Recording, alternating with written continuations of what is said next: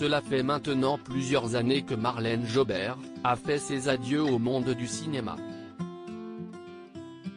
Si elle assure que la page est tournée, elle continue indirectement à avoir un pied dans cet univers de par sa fille Eva Green mais aussi sa nièce Elsa Launeghini qui sont toutes les deux actrices.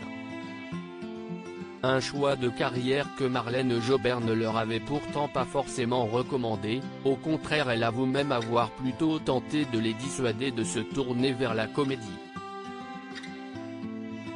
Comme elle le raconte dans les colonnes du Parisien ce mardi 16 février, c'est un métier extrêmement difficile pour les gens sensibles et il ne rend pas forcément heureux.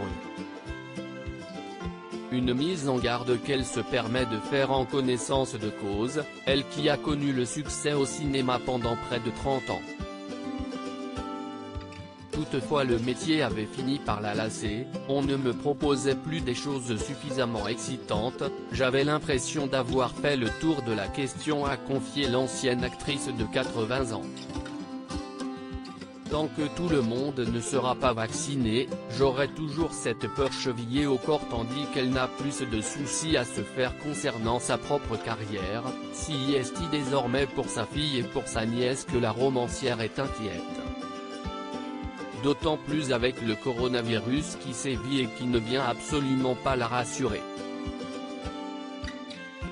En effet la femme de Walter Green craint pour la santé de sa fille qui est souvent sur les plateaux de tournage en dépit de la pandémie, j'ai très peur pour sa santé, car on tourne sans masque, et que, dans l'euphorie, on néglige sans le vouloir de se protéger contre la contamination, a-t-elle expliqué à nos confrères avant d'ajouter, tant que tout le monde ne sera pas vacciné, j'aurai toujours cette peur pour elle chevillée au corps.